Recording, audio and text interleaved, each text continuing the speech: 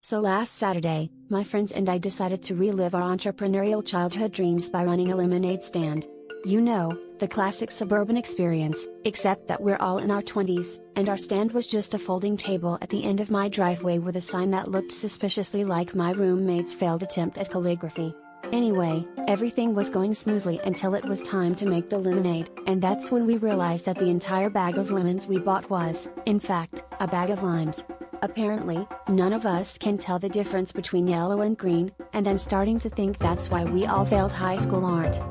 We considered packing up and calling it a day, but my friend Jenna, who once tried to sell artisan air at Coachella, declared, "Let's just roll with it.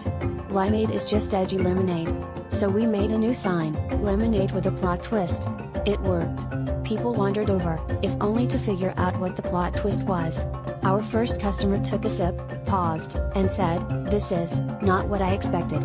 Jenna winked and replied, "That's the twist." The customer stared at her like she just asked him to recite Hamlet backwards. Inspired by the confusion, we decided to double down. For every cup sold, we included an existential question written on a sticky note. Things like, if lemons are just failed limes, what does that make you? Or if you drink limeade at a lemonade stand, are you living a lie?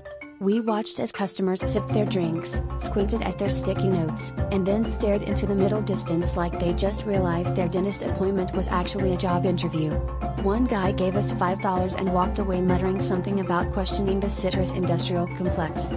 By the end of the day, we'd made $43, a new enemy, the neighborhood kid with a real lemonade stand, and possibly triggered an existential crisis in half the block.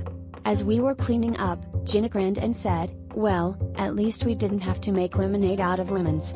So I raised my cup and replied, "Yeah, turns out, when life gives you limes, you just sell people uncertainty."